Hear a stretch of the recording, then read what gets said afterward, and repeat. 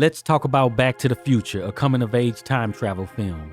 After escaping assassins, Marty McFly, an 80s teen, finds himself stuck in the 1950s, having traveled 30 years back in time in his friend's time machine. Marty's primary goal is to get back home to 1985, but how's he going to manage that? Don't worry, we'll talk about every step of Marty's adventure and his quest to get back to the future. I'm Heit. And I'm Cheri. And you've discovered Axiom Amnesia.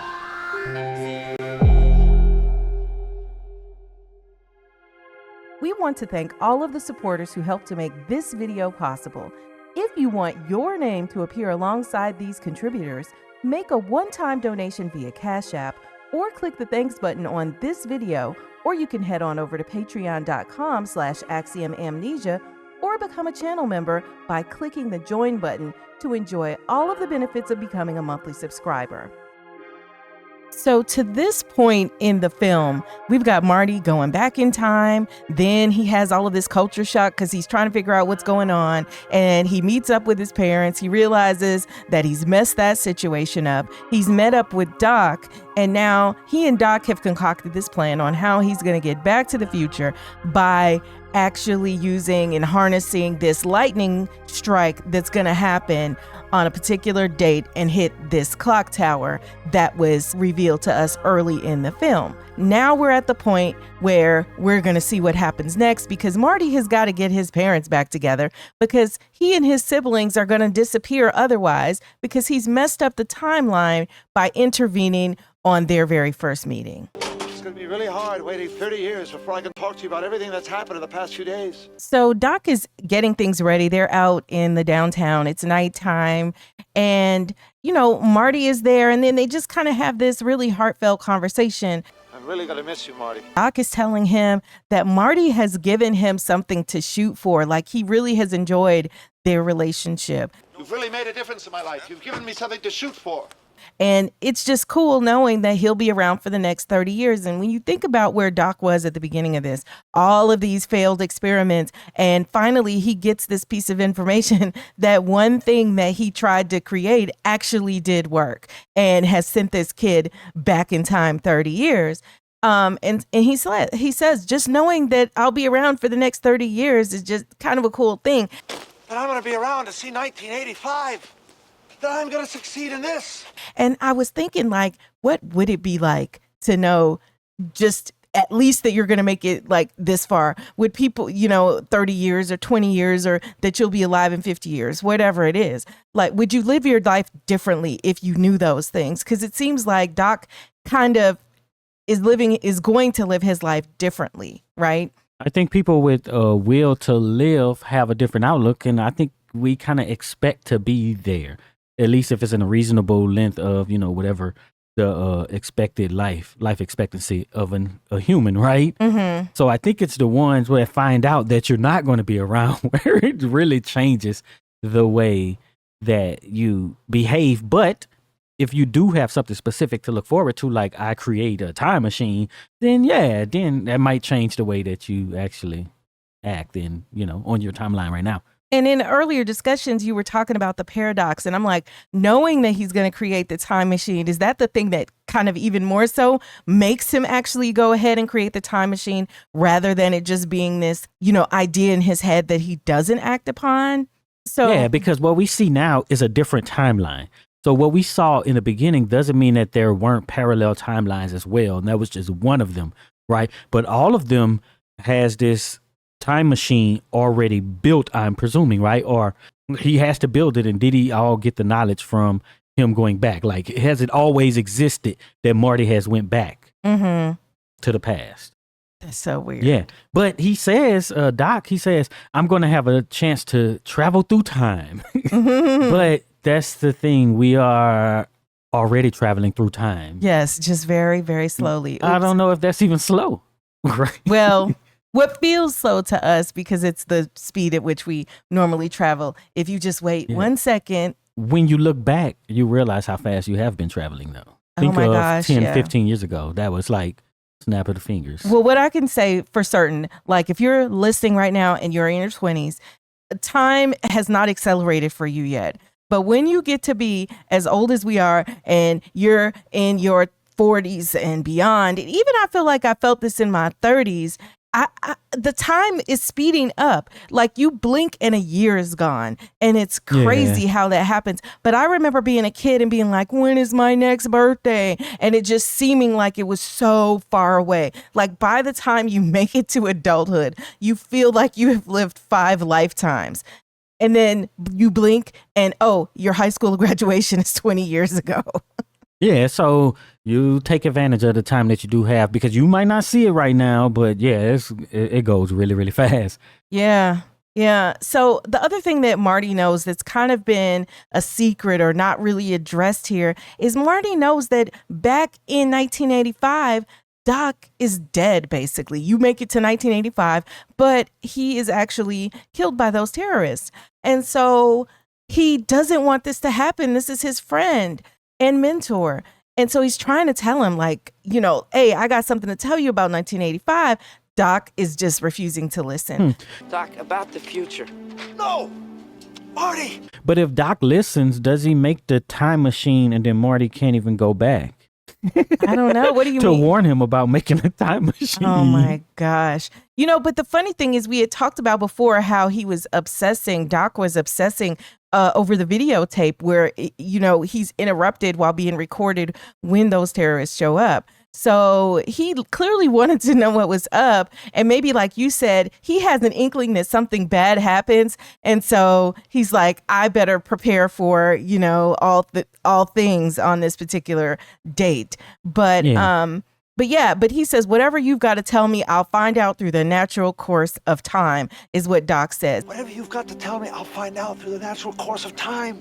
Because, of course, he doesn't want to screw up the timeline any further, kind of in the way that Marty has done, you know, since he's been there. Even if your intentions are good, it can backfire drastically. And I just think that Christopher Lloyd did a good job because he does kind of seem like a different character in the past than he did in, you know, the 80s. Yeah.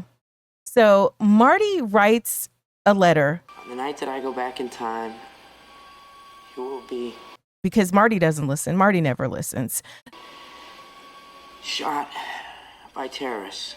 So he thinks he knows best. He's like 17 or whatever. And he knows what should be done. He still doesn't really fully take the wisdom of age in what Doc is saying. And he writes him a letter. And he's like, you know, when in 1985, you basically get shot. So Marty wants to convey this to him. While Marty is trying to slip the letter into Doc's pocket, a cop is harassing Doc. What's with the wire? About what is he doing? He's hooking up this stuff. Doc is just like, yo, I'm doing a weather experiment. Little weather experiment? And the cop asks him, you know, so I'm guessing you have a permit. Well, got a permit for that? And Doc basically like, yeah, of course I have a permit. Of course I do. And then, you know, that whole conflict is happening. Let Doc had been black, he wouldn't have been able to go back in time. Marty would still just be stuck because he'd be heading off to jail because everything that Doc said would have been investigated. But, you know, because, you know, Doc probably has a reputation for doing stuff around town, his experiments, and just being a kooky dude, you know, they really just don't see him as any sort of a threat. And so he's allowed to do weird things. They might see him messing up things, though, since he wasn't as successful at stuff. But, you know, ultimately, he just kind of like leaves him alone. But Marty still has work to do. Marty has to go to the dance and make his parents fall in love. Then we see Marty at the dance, and the dance opens with a shot of the band. And the band is these black guys, and they're playing or whatever. And then we see all the kids dancing and stuff. And we look over and we see Marty's dad, George. And George is kind of like dancing to himself in a corner, not really interacting with anybody. So Marty arrives driving a nice car with Lorraine, his mother, as his date. And is that Doc's car? I think that's Doc's car. Yeah. It sure does look nice. He says to Lorraine, because he's trying to put his plan in action, he says, do you mind if we park? You mind if we park? She's like, oh, sure, no problem. Great idea. I'd love to park. I'm almost 18. It's not like I've never parked before, Marty. Marty, I'm almost 18 years old. It's not like I've never parked before. Marty is just like, wait, what? What? And if you don't know what it means to park, like Park is a verb for knocking boots. or at least making out in the car, right? You pull over. No, she talking about getting it on. I don't think she was talking about necessarily getting on, but she was being fast. She was talking about pulling on over and, letting him kiss and fill her up at the very least. Then Lorraine takes out some liquor and just starts drinking it. Lorraine, what are you doing? Like, she's just like, gun, gun, gun. And Marty is just like, oh my gosh. He's like, you're drinking? I swiped it from the old lady's liquor cabinet. He's like, well, maybe you shouldn't drink so much. You shouldn't drink. Because Marty is thinking about his mother in the future. In the future, she's pretty much an alcoholic. She definitely is drinking too much. And he's like, what's up? And then she's like, well, anybody drinks, Don't be such a square. Everybody who's anybody drinks. And he really just doesn't want his mother to turn into who she is on his timeline in 1985. And What? Is that what it is? he doesn't want her to be drinking too much. Yeah. You I shouldn't guess. drink. That's what he's saying. Plus, you got to keep in mind that this is kind of a coming of age film at the time. And, they want to have these things said in here like the dangers of drinking, the dangers of smoking, right? They don't. So, and which, by the way, she whips out a cigarette and she just starts smoking. He's like, you smoke too? You smoke too? And she's like, you starting to sound like my mother. Marty, you're beginning to sound just like my mother. Why are you so uptight? We realized that Lorraine was real fast acting back in the day, and recall that Lorraine was acting like she was a complete saint as a teen. Now, maybe her memory was just muddy from all that drinking she had been doing over the years, or she just had a completely different impression of herself, or she was trying to corral her kids into kind of adhering to who she wishes she had been. What mother is like, yeah, I was just a hoe out there when I was 16, 17. That's a good question. Go to the comments. Any of you know somebody's parent who just completely kept it real and was like, yeah, when I was your age, I used to be doing this, blah, blah, blah, blah, blah, but don't do what I did because blah, blah, blah. I don't know that the mother might say, that like she's a hoe or whatever, but I think parents tell their children things sometimes where they're like, okay, I did this, don't do that, And I mean, it could be everything from drinking to maybe something bad happened. Maybe they had kids young and they're like, hey, wait a little while before you start having kids. Yeah, but we know whatever. what she done. She was acting like she was a virgin. She wasn't doing nothing but he goes back into the past and see that it was all lies and she was parking and drinking and smoking. Yep, and fast, just all around fast. Marty and Lorraine are in the car, they just having a little conversation. And then Lorraine just goes over and kisses Marty. Like, Hey, don't worry. and they actually kiss. So that's a mama and a son. And I don't know how I feel about that. Yeah, it just was so, I think they handle it as well as they can handle it because it's not like they really, really all the way kiss. She just leans forward and it's like she's not moving. And There's she stuck her tongue in his mouth. But Marty just before this was like, have you ever just tried to do something, but you can't bring yourself to do it? But when you got there, you didn't know if you could go through with it. Here she is, Lorraine is being fast again. And she's like, well, then I just do it, And this is when she leans forward into the kiss. But immediately she slowly comes back. As she's pulling back from him, Marty looks scared to death. And she's like, this is all wrong. This is all wrong. When I kiss you, it feels like I'm kissing my brother. Like I'm kissing my brother. How does she know that? The audience, maybe she kissed her brother. Bruh. No, the audience is relieved. Or maybe it's like, not kiss your brother on your lips, but like, where you just don't feel anything, right? It's just, I'm not turned on by you. So I think that's supposed to give the audience the relief that his mother really didn't do anything and he didn't really do, and so don't feel awkward and let's move this plot line along. And so no sooner than they get, this happens, Biff snatches Marty from the car. So the thing is that he didn't go through with the plan, Marty, so he messed up his own plan, and George messed it up because he was late. Mm-hmm. So if George was on time, then this wouldn't have even worked anyway. But anyway, George was late and Biff showed up, and he's just talking about, why would Biff just show up and snatch him out of there? Did he just see him? I guess his crew was walking around, they seen him. Yeah, saw him out there and Biff snatches him literally out the car. Yeah.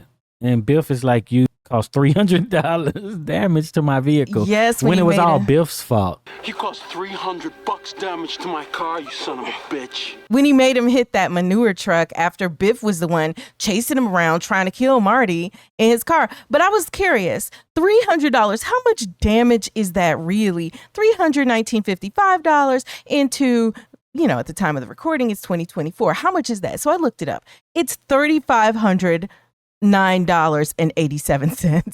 So that was a lot. He $3,500, as a kid, you probably don't have that just sitting around.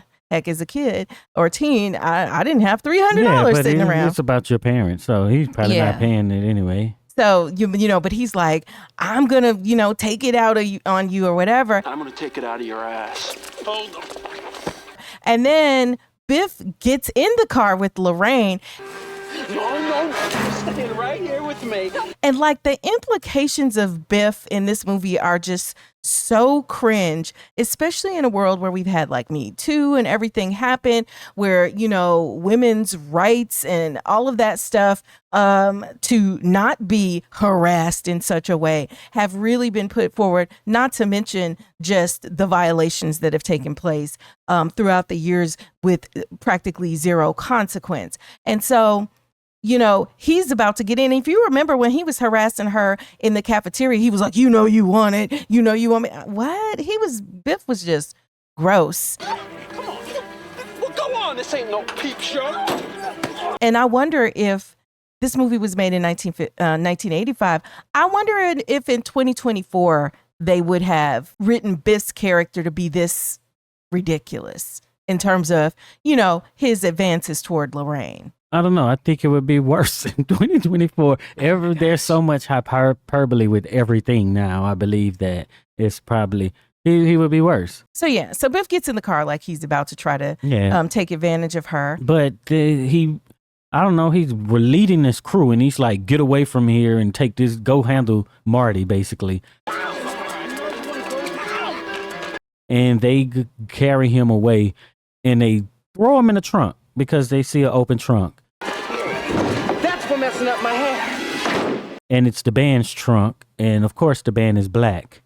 The hell are you doing to my car? Now, also, I noticed on the drum of the band, like the name of the band, I think is like Marvin Berry and the Starlights or something like that, right? And of course, this is a nod to like Chuck Berry and musicians, and we'll see a little bit more later, but we cannot let this go unnoticed. The black guys get out of the car and they're like, what the heck is going on? Hey, beat it, spook. This don't concern you.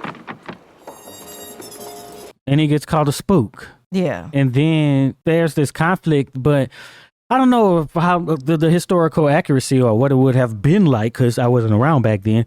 But, from the stuff that I've read and those sorts of things, the black guys get out like, you can't do anything to us because we're a group of black guys. Butt, right. And he calls them a peck of wood. Who you calling spook, Peckerwood?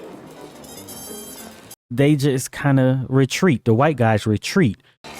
Look, I don't want to mess with no reefer addicts, okay? Get home to your mama, boy. But I think calling a lynch mob was pretty easy back then. Mm-hmm. When, something like this would happen. If some white boys go to the adults and be like, yo, this happened, kind of like we've seen, with like Emmett Till and stuff like that. It's, I think it would have been pretty easy, but I don't know all the dynamics of race and those social interactions back then.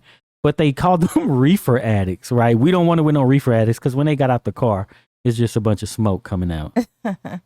I mean, and then so the thing that got me about this, and I agree with you, I don't know that it would have been this way as far as, okay, think about it. They're a traveling band going place to place in a small town.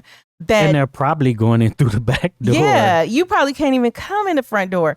And then you got this dynamic where, but we're so big and bad. Like, even though that may actually be the case, that type of confrontation head on is questionable. But I'm glad they did put it in there where they just didn't totally ignore it, right? With the part with Golden and like a Negro as the mayor. Right. And then actually being called Spook, right?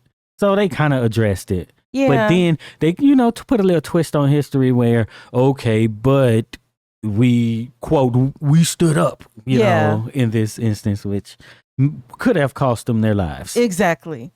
So, but these guys are scared off, because of what happens. Yeah, Marty is in the trunk, and then the band comes, and they're like, oh, they're looking for the keys, and Marty's like, oh, the keys are in the trunk. So the keys are in the trunk with Marty. Correct, where are your keys? Hey, the keys are in the trunk. But at least they seen him there, so they know he's in the trunk. Meanwhile, Biff is trying to take it from Lorraine. Right, he just totally overpowered her. But here come late George. George comes up. He thinks that Marty's in the car. He open the door. You get your stinking hands off of. Hey, you, get your damn hands off. And he realizes it's Biff. And he just like very stunned, paralyzed by fear. Oh, I think you got the wrong car, McFly. And Lorraine is like, George, help me. Help me, please. George, help me, please. This is your opportunity, George. And I just kind of go back to like in a very short time, they've taken two things, the confrontation with the black guys and, literally, I guess you would call this date R word.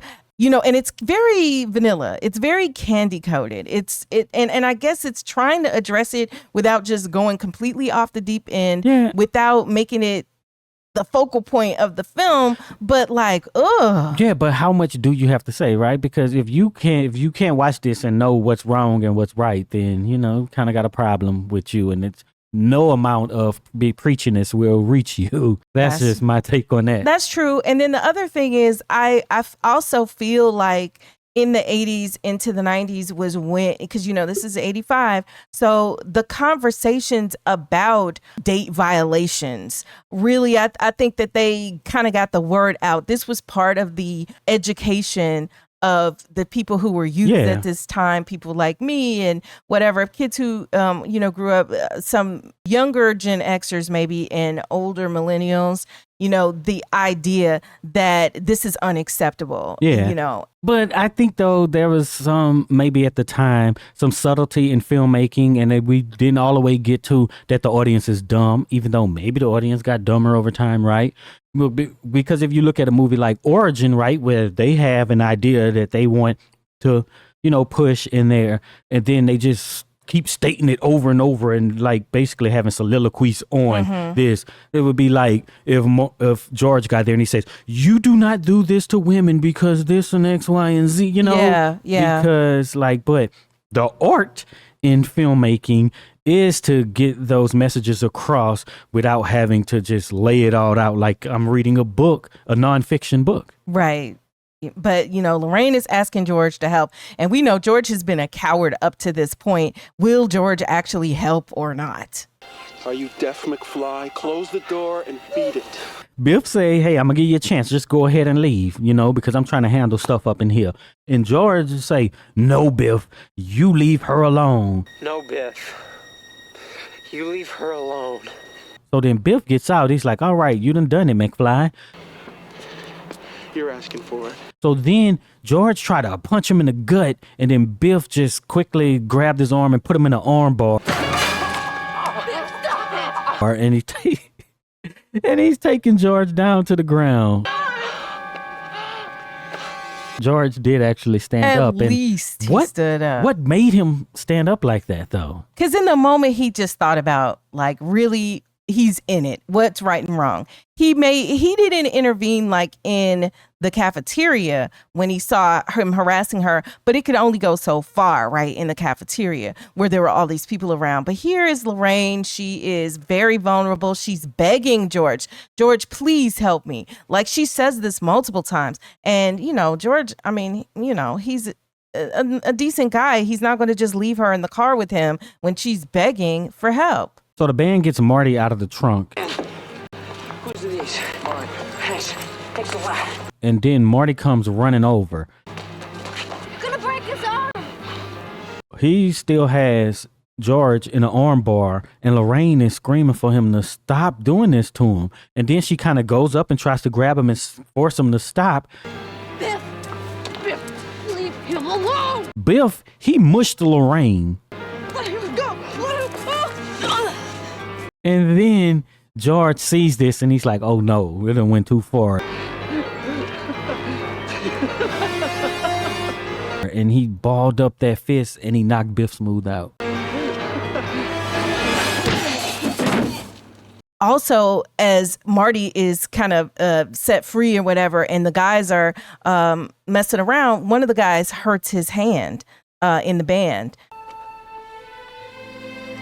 So in the moment, after George is helping Lorraine off the ground, after he's knocked out Biff and he can't even believe he's done this, she's looking up at him like,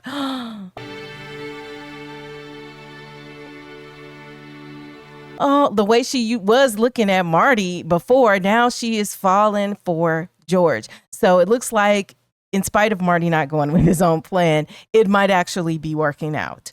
So Marty sees this. He's happy. He takes out the photo and he looks at it. The one with his siblings disappearing, but it's not cured. Lorraine and George are in their own world as they walk away from what's happening after this altercation. And then all these other people start coming and they're like, who is that? And they're like, George McFly. Who is that guy? George McFly. So, his reputation is probably going to be changing now that he has beaten up Biff. Marty is starting to disappear, so he gets on stage because the band is like, hey, we can't play because, Marvin's hand is all messed up. You gotta get back in there and finish the dance. Hey, man, look at Marvin's hand. He can't play with his hand like that. The guitar player's hand is all messed up. Yeah, the storm is coming, like time is ticking. The storm. What happens is they're like, unless you know a guitar player. Hey, man, the dance is over. Unless you know somebody else that can play the guitar. Then all this stuff you rambled off like you were being history, not existing. Marvin, you gotta play. See, that's where they kissed for the first time on the dance floor. Because, they don't kiss. His parents don't kiss, then, whatever. Dance is over. Can't dance, they can't kiss. If they can't kiss, they can't fall in love, and I'm history. So Marty, he can play guitar. He gets on, he starts to play. But then George just doesn't get this dance and he starts walking away. That's why Marty starts disappearing. George is acting like a little punk. He sees that Lorraine is getting assaulted again. And he's just walking away and Marty holds his hands up. He's starting to disappear. We look at the picture. It's starting to disappear. He can't play guitar. And if he can't play guitar, his parents can't get together and dance and kiss. It's just so everything is going wrong because it's sort of like destiny and free will, right? Mm-hmm. Because he can't force his daddy to do anything that, otherwise wouldn't do.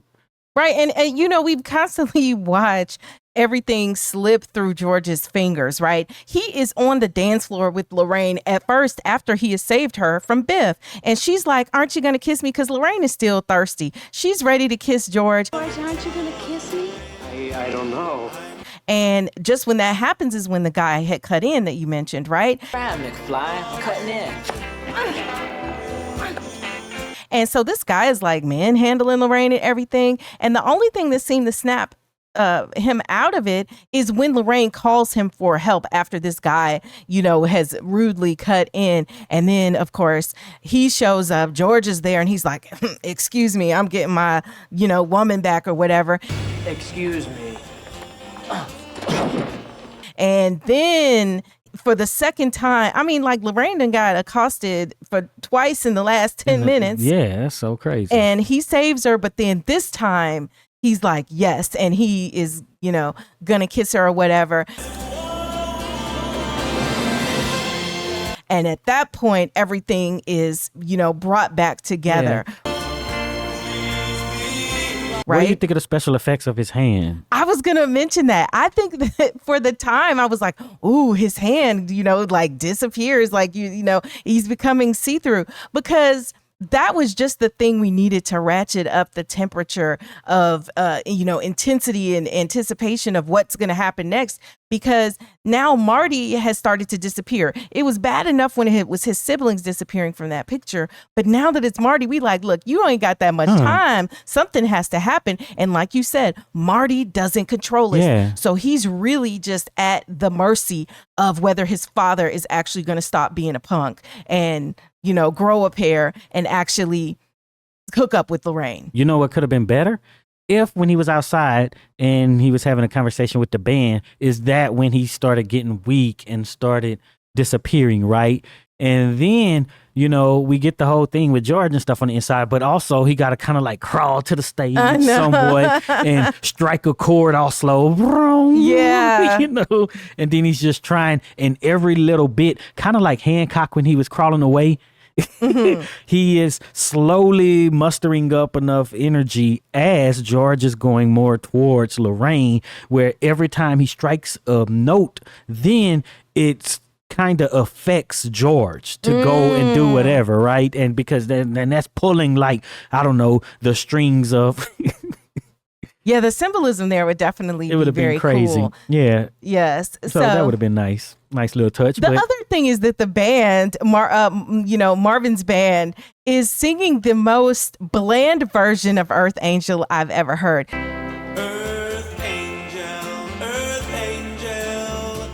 And there's a whole tangent that we could go on about, Black folks in entertainment and singing songs, not in the way that they would want to sing them, but in the way that these audiences wanted to hear them sing these songs.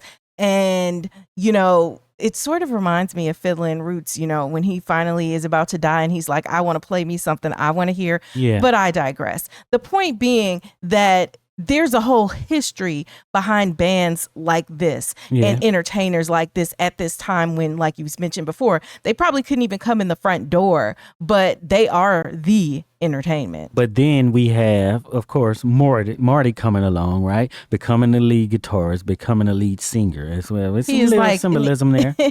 And, he has integrated the band. This is 1985 and people, want to move away from the 60s and civil rights movement and all of that, and really say things are changed. It's, it's better now. Well, and how rock and roll turned white, right? We weren't even to what they considered rock and roll in the 80s, right? And in the 70s in the same way. When we talked about bringing, showing the stereotypical white boy in the 80s and featuring rock and roll, this is basically, they're showing the genesis of that, kind of where, you get the electric guitar and then you start to distort it in that sense. And then he brings the style from the future to the past, and maybe Marty invented rock and roll. Yeah, and it reminds me of, even though this film, was way before Forrest Gump, it reminds me kind of like that Forrest Gump sort of element where he's, doing all of these things through history and he's involved in these events. It sort of reminds me a little bit of that. So Marty's on stage, he's just going off because the band one more. And he just goes into it and he's playing Johnny Be Good by Chuck Berry. And then Marvin Berry calls Chuck Berry talking about, that new sound you're looking for? This is it. That new sound you looking for? Well, listen to this. His hand is all bleeding and stuff. So Lorraine and George are now together so Marty can exhale. But like, Marty, bro, you still got to get back to 1985. But one thing I never really paid attention to, and maybe I had to hear it right now in 2024, but the guy from the band, he says, let's do another one. Let's do something that really cooks. Come on, man. Let's do something that really cooks. And the word cook, as used as slang back in 1955, right? Now we see the word cook actually coming back around 80 years later as slang, right? When somebody is saying something and you know it's pertinent and you really want to hear it, they like, let them cook, right? So, I guess I had to wait for the young folks to start saying that. Was it in the 50s or was it 80s and they used it in the 50s, seen in the 80s? Well, that's a good question, but I would like to believe it had to be the 50s. Listen, think so too. If you knew 50s slang, if you're old enough to have known 50s slang, were they using the word cooks back then? Go to the comments and let us know. Marty is over there. He's shredding, I guess. I think that's what they call it. I don't know. I ain't into that type of rock, but I want to know who turned up his amplifier, because now when you do that and you get that distortion, that's like pedals. That's stuff you put in line that makes your guitar sound like that. But starting off, you basically distorted it by the settings probably on your guitar, if you could turn it up, and your amplifier. But while he's playing, somebody would have had to do that. But, it's just movie stuff. And they wouldn't have known to do that actually at the time. But what I also thought was like very crazy was in the beginning, Marty is giving the instructions to the band about what they're about to play. And he's like, blues riff and B and try to keep up. Blues riff and B. Watch me for the changes and try and keep up, okay? I was like, if you don't get out of here, Marty, you were like the most, you had no sense of self-esteem about your playing. Oh, you wondered if you were good enough. Now, all of a sudden, all this has happened. And I guess that should be, to show his confidence, right? Now he's just like, see if you could keep up with me, because, and of course, these people are I don't think it's his confidence. Musicians. But when you're doing something different... different from the time that hasn't been invented yet, like it's like the compounding of knowledge, right? Yeah, that's true. You true. may feel smarter than someone from, 50 to 100 years ago because of the compounding knowledge, right? Or some yet to be invented. Yeah, so he, but he's performing and he's singing Johnny Be Good, the character is. But I just want to say this, because I used to think, and a lot of people thought that this was actually Michael J. Fox singing it, because it does kind of sound like it could be him singing, right? When you hear how he's singing, but it's actually his hand. When they show his hand, it's the studio guitarist, Tim May, and the studio vocalist is Mark Campbell, who is actually singing the song. And so, but Michael J. Fox is neither singing nor playing at this point. So also kind of going on in the background, we see that George's reputation is changing as these events are just happening. In the next few minutes, they're like, George, you should run for class president. Like, George is getting a lot of, I guess you'd call it clout in 1955, right? The kids are liking it because he has conquered the bully. So, it's kind of making us anticipate, like, what's he going to be in the future? Because, he became the popular guy in high school. Boy, just messing up his timeline over Marty and over. Is like jumping off the speakers. He's doing the wildest performance ever. He's like getting on the floor, rolling around and whatever, to the point that the band stops playing. The crowd is staring at him. And then he's like, I guess you guys aren't ready for that. I guess you guys aren't ready for that yet. But your kids will love it. But your kids are going to love it. And we got to think about the fact that the demographic of this film at the time, the target market is going to be teens, right? And young adults. And they loved this music at this time. So it'd have been like, yeah, look at these old fogies who don't know nothing about this music, right? Because and their song choice, for instance, the Earth Angel, the song they performed before this, they made sure to choose a song that young people would actually be able to recognize. I mean, Earth Angel is like one of the most common songs, and Johnny Be Good as well, too. And then you'd hear it would feel like, oh, this is the old fogey music, right? If you came along later, it might be the equivalent of if right now you're, 20 or 25 years old. And they play back to that. Oh my gosh.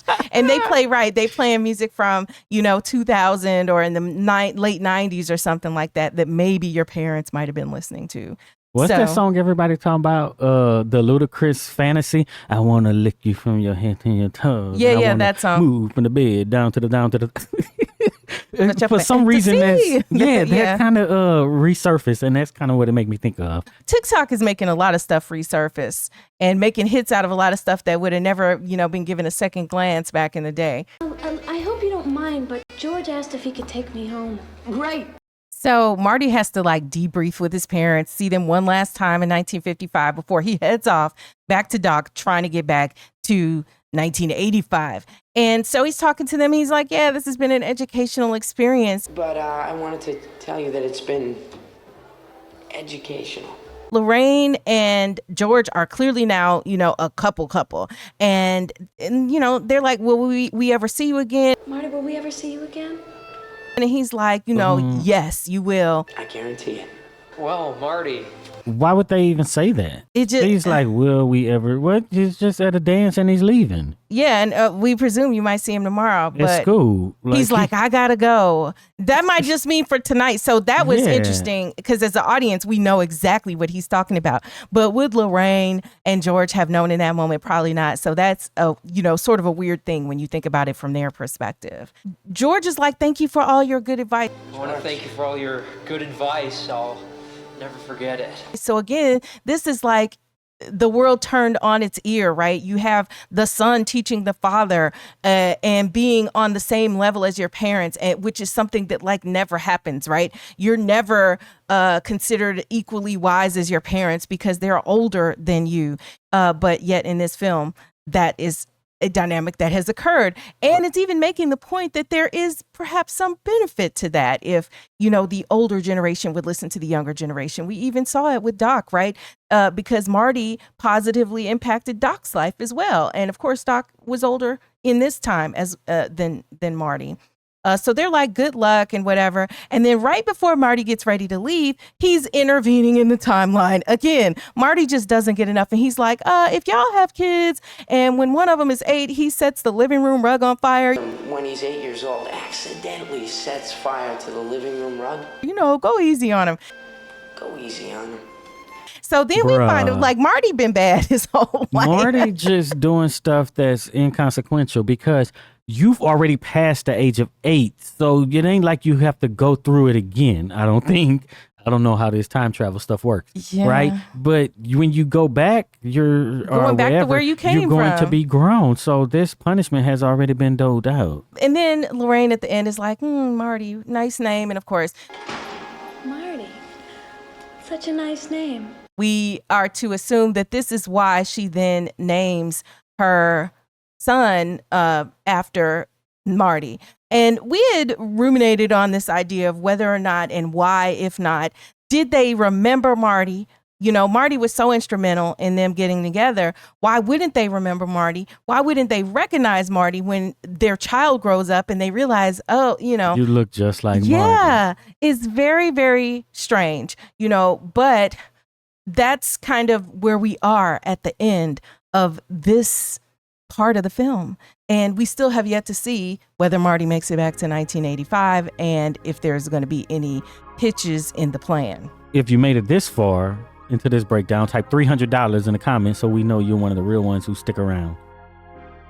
And be sure to check out the video that is on the screen right now. And also be sure to subscribe to our other channels because we've got a whole bunch of videos and movies that we've talked about on them as well. Check the description for the links.